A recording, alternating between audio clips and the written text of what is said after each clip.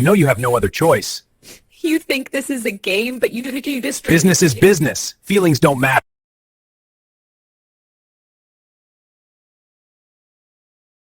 The fountain pen hit the mahogany desk with a sharp, final click that echoed through the penthouse like a gunshot. Julian didn't look up. He simply pushed the thick stack of divorce papers across the polished surface toward Alara. His lips curled in a familiar, condescending smirk. Outside, the skyline of the city he thought he conquered shimmered under a bruised purple sunset, oblivious to the quiet execution of a 3-year marriage. He adjusted his silk tie, the diamond cufflinks she had bought him for their anniversary, flashing mockingly in the light. To him, this wasn't a tragedy. It was a long overdue cleaning of his professional ledger. "Sign it, Alara," he said, his voice smooth and devoid of any warmth. "I've even left you the apartment in the suburbs and the sedan. Consider it a severance package for your service as a trophy wife who stopped shining." Alara looked down at the documents. Her hands, usually steady, rested motionless on her lap. For 3 years, she had played the role of the quiet, supportive spouse, shrinking her presence so his ego could expand to fill every room they entered. She had endured the hushed whispers at galas and his mother's sharp comments about her modest background. They saw a girl from a nameless town. They never saw the shadow of the empire she walked away from to prove she could love for love's sake. "You're sure this is what you want, Julian?" she asked softly. "There's no going back once the ink is dry. Not for the company, and certainly not for us." Julian let out a short, jagged laugh. "The company is soaring, Alara. My merger with the Sterling Group is being finalized tomorrow. Identities need a woman who spends her days at charity luncheons doing nothing but looking pleasant. I need power. I need a partner who brings more to the table than just silence." He leaned forward, his eyes cold. "You were a beautiful distraction, but distractions don't build legacies." Alara felt a strange, cold clarity wash over her. The fear that had gripped her heart for months, the fear of being alone, of being nothing without him, evaporated, replaced by a steel-cold realization. He didn't just want out. He wanted to humiliate her on his way to the top. He had no idea that the Sterling Group he was so desperate to impress didn't even exist without a signature from a woman he currently viewed as baggage. She reached for the pen. Her fingers were cold, but her grip was like iron. As she lowered the nib to the paper, Julian's phone buzzed aggressively on the desk. He glanced at the screen, his expression shifting from arrogance to sudden, sharp anxiety. "Wait," he muttered, reaching for the phone. But Alara didn't stop. She signed her name with a flourish, not the cramped, shy signature she used for house utilities, but the bold, authoritative script of an heiress. Just as the final loop of her name was completed, Julian's face went pale. "Alara, don't." The heavy oak doors of the office swung open before he could finish. The man standing in the doorway was not a lawyer, nor was he one of Julian's sycophantic assistants. He was dressed in a charcoal suit that cost more than Julian's entire car collection, his presence radiating a quiet, terrifying authority. Julian froze, his hand hovering over his buzzing phone. He recognized the man instantly. Marcus Thorne, the chief operating officer of the very conglomerate Julian had been courting for months. "Mr. Thorne," Julian stammered, scrambling to his feet, the divorce papers momentarily forgotten. "I wasn't expecting you until the gala tomorrow. Please, come in. My wife was just leaving." Marcus Thorne didn't look at Julian. His eyes were fixed solely on Alara, who remained seated, her spine straight, the pen still gripped in her hand. A flicker of something resembling reverence passed over Marcus's face before he masked it with professional neutrality. "I'm not here for you, Julian," Marcus said, his voice a low rumble. "I'm here because there has been a significant development regarding the merger. The board has issued a directive." Julian's chest puffed out slightly, his arrogance returning like a reflex. "A directive? I assume we're moving the signing up." "I've just cleared the last of my personal distractions. I'm fully committed to the sterling legacy." He cast a dismissive glance at Elara, signaling her to get up. Elara didn't move. She watched Marcus, a silent communication passing between them. For 3 years, Marcus had been her secret contact. The one person who knew why the daughter of the world's most elusive billionaire was living in a 3-bedroom apartment playing house with a mid-tier tech CEO. The directive, Marcus continued, stepping further into the room, is that the Sterling Group is withdrawing its offer. Effective immediately. The blood drained from Julian's face. Withdraw. On what grounds? We had a verbal agreement. Everything is ready. My capital, my infrastructure, your reputation. Marcus interrupted, his tone sharpening. The Sterling Group prides itself on the character of its partners. We recently received information suggesting that your leadership is built on a foundation of disposable loyalties. Julian whirled around, his eyes wild, landing on Elara. What did you do? Did you call someone? Did you cry to your little friends at the boutique? He lunged toward the desk, grabbing the signed divorce papers and shaking them at Marcus. Look, she's nothing to me now. Whatever she told you, she's a disgruntled ex. She has no power here. Elara finally stood up. The movement was slow, fluid, and draped in a dignity Julian had never witnessed. She didn't look like the woman who had spent the morning worried about his dry cleaning. She looked like a judge. "Julian," she said softly, "you always said I brought nothing to the table. You don't." He spat, his voice cracking. Actually, Marcus intervened, stepping aside to allow Elara to pass toward the door. She is the table. Julian's phone chimed again, a priority alert. He looked down. It was a leaked internal memo from the Sterling Group. His eyes scanned the text, but the name at the bottom stopped his breath. "Wait," Julian whispered, the papers slipping from his hand. "Elara, who is Evie Sterling." Elara stopped at the door, her hand on the handle. She didn't turn back. A distraction you can no longer afford. Just as she pulled the door open, a second man in a black suit stepped into view, holding a legal briefcase. "Ma'am," he said, "your father is on line 1. The elevator ride down from the penthouse was silent. But the air inside the glass capsule felt charged with a sudden, violent electricity. Elara watched the city lights blur into streaks of gold as she descended. Beside her, Marcus Thorne stood with his hands clasped behind his back, his posture a stark contrast to Julian's frantic energy.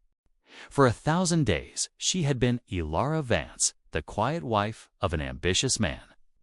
Now, as the elevator reached the lobby, she felt the Vance slough off like dead skin. "Your father was worried the divorce would take longer," Marcus said, his voice dropping the formal edge now that they were shielded from prying eyes. "He didn't think you'd have the heart to sign it today. He didn't think I'd have the heart to see Julian for who he really is." Elara replied, her voice gaining a resonance it had lacked for years. "But Julian made it easy. He didn't just want a divorce. He wanted to erase me." The doors slid open to a phalanx of security personnel and a waiting black sedan. As Elara stepped out, she saw the lobby of Julian's building, a space she usually moved through unnoticed freeze. The concierge, who often ignored her greetings, stood at a rigid attention. They didn't see the trophy wife anymore. They saw the arrival of a storm. Behind her, she heard the frantic chime of the elevator. Julian burst out into the lobby, his tie undone, the divorce papers crumpled in his fist. He was panting, his eyes darting around until they landed on the back of Elara's head. "Elara, stop!" He yelled, his voice cracking with a mix of rage and budding terror. "You can't just walk out like this. What did Marcus mean? Who is Evie Sterling? If this is some kind of sick game to get a better settlement, it's not going to work." Elara paused at the edge of the sidewalk. She didn't turn around. She didn't have to. The power dynamic had shifted so violently that looking back felt like an act of pity she no longer possessed. "The settlement is finished, Julian," she said, her words carrying clearly across the quiet street. "You kept the apartment and the sedan. I kept the empire. Empire? What are you talking about? Julian took a step toward her, but two of Marcus's security team moved with practiced fluidity, blocking his path. Ilara, talk to me. We can fix the merger. I didn't mean what I said about you being a distraction. I was stressed. You were honest. Ilara interrupted. She turned then, just enough for him to see the cold fire in her eyes. You spent 3 years looking for a partner who could bring power to the table. You were so busy looking at the horizon that you never noticed who was sitting right in front of you. Marcus opened the car door.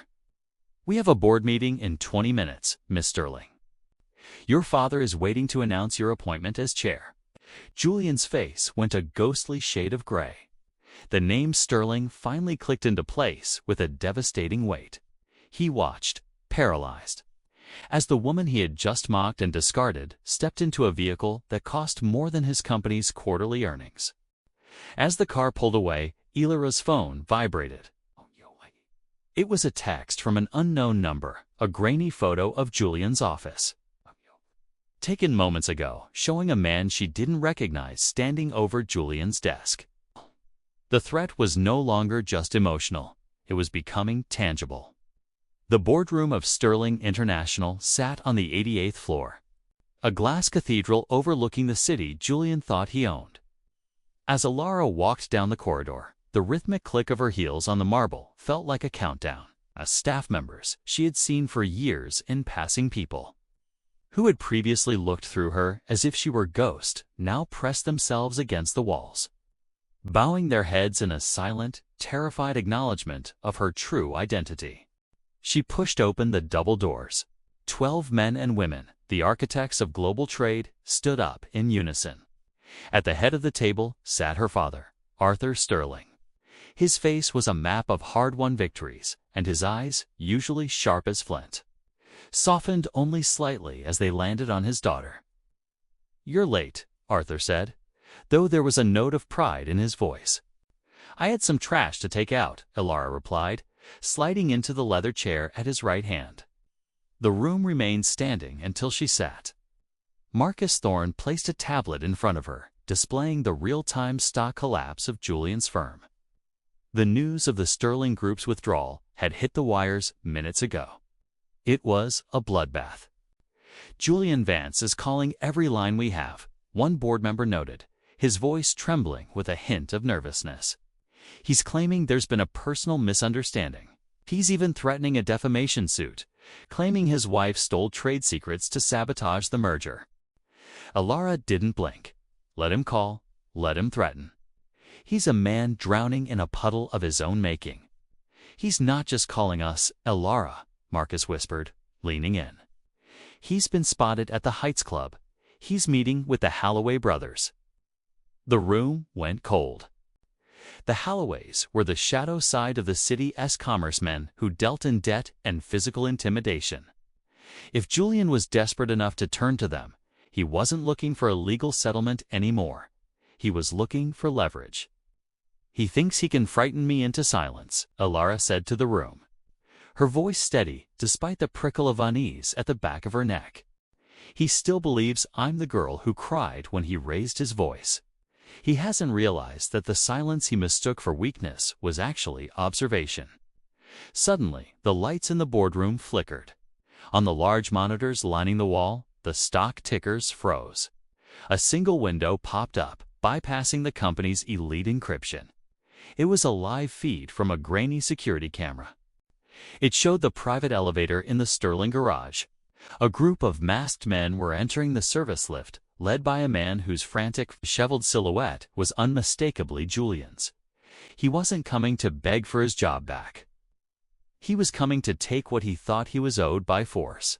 "Lock the floor," Arthur commanded, but Ilara held up a hand. "No," she said, her eyes fixed on the screen. "Let him come up. I want him to see exactly what he threw away before the police take him." "Ilara, he's dangerous right now," Marcus warned. "He's a coward with a gun." "Marcus? That's the least dangerous thing I've faced today." The elevator dinned. The doors began to slide open. The elevator doors hissed open, revealing a version of Julian that looked nothing like the polished executive Alara had lived with for 3 years. His hair was matted with sweat, his expensive suit jacket was gone, and his eyes were bloodshot with a manic, flickering light. 2 men in heavy tactical gear stood behind him, looking uncomfortable, as if they hadn't realized they were being hired to storm a fortress. Julian stepped into the boardroom, his gaze sweeping over the billionaires and titans of industry until it locked onto Alara. "You think you can just flip a switch and turn me off?" Julian screamed, his voice cracking. "I built my life. I worked while you sat in that apartment playing the dutiful little mouse." Arthur Sterling started to rise, his face a mask of fury, but Alara placed a hand on his arm. She didn't stand up. She stayed seated, her posture relaxed, her fingers laced together on the edge of the table. "You built your life on a lie, Julian," Alara said, her voice dropping to a level of calm that seemed to unnerve the masked men behind him. "You didn't work for your success, you rode the coattails of my silence. Every door that opened for you did so because the Sterling name was clearing the path, long before you even knew it." Julian pulled a small silver handgun from his waistband. The board members gasped, several ducking behind the mahogany table. Marcus Thorne moved to step in front of Alara, but she waved him back. She didn't feel the paralyzing fear she had expected. Instead, she felt a profound, weary clarity. "I signed those papers, Alara." Julian shook the crumpled documents in his left hand, the barrel of the gun waving erratically in his right. "But I didn't agree to be ruined. You're going to call the wires. You're going to tell them the withdrawal was a technical error. You're going to reinstate the merger, or I swear, or what?" Alara interrupted, finally standing up. She walked around the table, ignoring the frantic whispers of her father. She stopped 10 feet from Julian, looking directly into the barrel of the gun. "You'll shoot the only person who can keep you out of prison. You'll kill the heiress of Sterling in a room full of witnesses and cameras. I have nothing left to lose." Julian shrieked. "You have everything to lose," Alara countered, her voice cold and precise, "including the next 40 years of your life. Those men behind you, they're Holloway's recruits. They aren't here to die for a failed CEO. They're here for a payout you can no longer provide." She glanced at the masked men. "He can't pay you. His accounts were frozen 3 minutes ago by my personal order. If you leave now, you're just trespassers. If you stay, you're accomplices to a kidnapping." The man to Julian's left looked at his partner, then back at Julian's trembling hand. Without a word, they stepped back toward the elevator. "No, stay here," Julian yelled, but the doors were already closing. He was alone. The silence that followed was heavy, broken only by Julian's ragged breathing.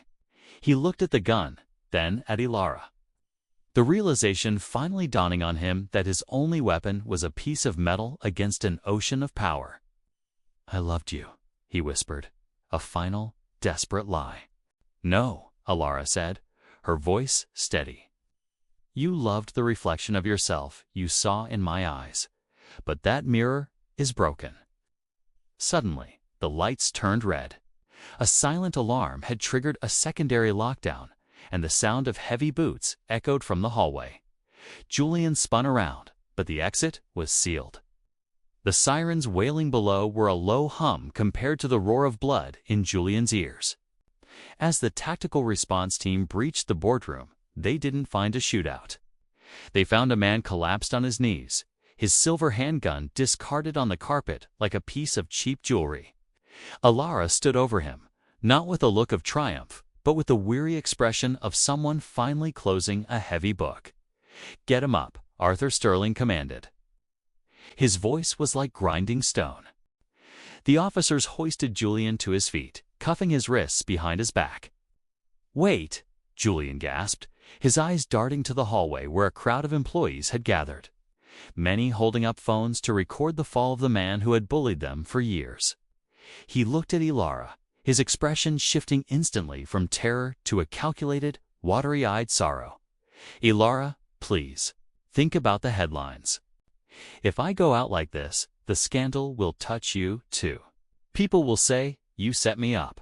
They'll say the Sterling name is built on destroying its own family. Ilara stepped closer, her face inches from his. You still don't get it, Julian. You aren't my family. You were a tenant in my life, and your lease expired the moment you mistook my kindness for a lack of vision. I can help you. He hissed, his voice dropping to a desperate whisper. I know things about your father's competitors. I have files. If you let me walk out of here quietly, I'll give you everything. We can tell the world this was a security drill gone wrong. We can save the Sterling reputation. He was offering her the one thing he thought everyone in her world craved, the preservation of the image. It was his last gambit, a psychological play to appeal to the businesswoman he thought she had become. He expected her to haggle. He expected her to protect the brand. Instead, Ilara turned to Marcus. Is the live stream ready? Marcus nodded, holding up a tablet. The Sterling internal channel is live, and the major news networks have picked up the feed from the lobby. The world is watching, Miss Sterling. Ilara looked back at Julian, who went pale as he realized there would be no quiet exit. You re-worried about the reputation of a woman you called a disposable distraction an hour ago? Don't be. The Sterling reputation isn't built on secrets. It's built on accountability. She turned toward the cameras, her voice clear and unwavering. My name is Ilara Sterling. For 3 years, I lived under the name Vance to understand what it meant to build something from nothing. What I learned is that some people use power to create, while others use it to consume. Julian Vance chose to consume. Today, that debt is called due. As the officers led Julian toward the elevator, he began to scream, his poise shattering completely. He cursed her name, his words dissolving into a high-pitched, frantic begging that echoed through the marble halls. He was no longer the shark of the boardroom. He was a frantic child caught in a storm. Just as the elevator doors were about to close, a young assistant stepped forward and handed Ilara a folder. Ma'am, she whispered, there's one more thing. It's about the offshore accounts he tried to hide this morning. Ilara opened the folder. Her eyes widened. The betrayal went deeper than she ever imagined. Ilara scanned the documents in the folder, her eyes narrowing as the true scale of Julian's parasitic nature came to light. He hadn't just been planning a divorce. He had been systematically siphoning funds from their joint accounts money. He believed was hers from a modest inheritance to fund a shell company designed to short the Sterling Group stock. He had been betting on the very empire he was trying to join, planning to profit from the chaos his own exit would cause. He wasn't just leaving me, Ilara whispered, the paper trembling slightly in her hand. He was trying to burn the house down while I was still inside. Marcus stepped beside her, his expression grim. He underestimated the firewall, Ilara. He thought he was siphoning your personal savings. But those accounts were linked to the Sterling Trust's secondary security layer. Every dollar he moved left a digital breadcrumb. He didn't just steal. He provided the state with a roadmap to his own racketeering charges. The realization hit her like a physical weight. The man she had shared a bed with, the man she had tried to build a genuine life with, had spent his nights calculating the price of her ruin. The emotional transition from disappointment to a cold, strategic fury was now complete. She no longer felt the need to hide or to explain. She felt the need to finish this. Marcus, she said, her voice dropping to a dangerous, low frequency. He's currently in the holding cell downstairs, waiting for the transport vehicle, isn't he? Yes, ma'am. They're processing the initial paperwork now. Bring me the tablet, and get his lawyer on the line, the one he thinks is still coming to save him. Ilara walked back to the head of the boardroom table. Her father watched her, a silent observer to his daughter's final transformation. She wasn't asking for permission anymore. She was commanding the room. She opened a video link that fed directly into the holding area's monitor. On the screen, Julian looked pathetic. He was slumped on a metal bench, his head in his hands. When the monitor in his cell flickered to life, showing Ilara's face, he jumped, scurrying toward the screen. "Ilara, listen to me," he begged, his voice muffled by the speaker. "The accounts, it's not what it looks like. I was setting that money aside for us, for our future. The future where you shorted my father's stock and left me with a sedan and a suburban apartment." Ilara asked, her face a mask of stone. "I'm not calling to hear more lies, Julian. I'm calling to tell you that I've just purchased your lawyer's firm. They work for Sterling now, and their first official act is to recuse themselves from your case due to a massive conflict of interest." Julian's jaw dropped. The last flicker of hope died in his eyes, replaced by a hollow, haunting vacuum. "You're alone, Julian," she continued. "And the world is about to find out exactly how much you stole." Suddenly, the boardroom doors flew open again. A frantic security guard rushed in. "Miss Sterling, there's a crowd forming outside. Not just reporters, protesters. Someone leaked the documents about the shell company." The interruption was sharp, the outside world finally crashing into their private war. The roar of the crowd surged through the reinforced glass, a physical manifestation of the storm Ilara had unleashed. She stood at the window, looking down at the swarm of flashes and signs. For years, she had lived in Julian's shadow, a ghost in her own life, terrified that her true power would alienate the man she loved. Now, she realized that true strength wasn't about being feared. It was about the refusal to be erased. She turned away from the window and walked toward the heavy oak doors, Marcus and her father following in her wake.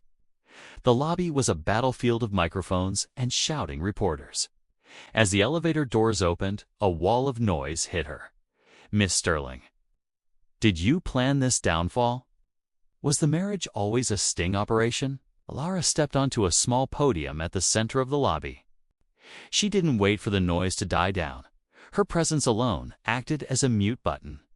She looked into the cameras, her expression serene, her eyes reflecting a woman who had finally found the bottom of her own soul and found it made of steel.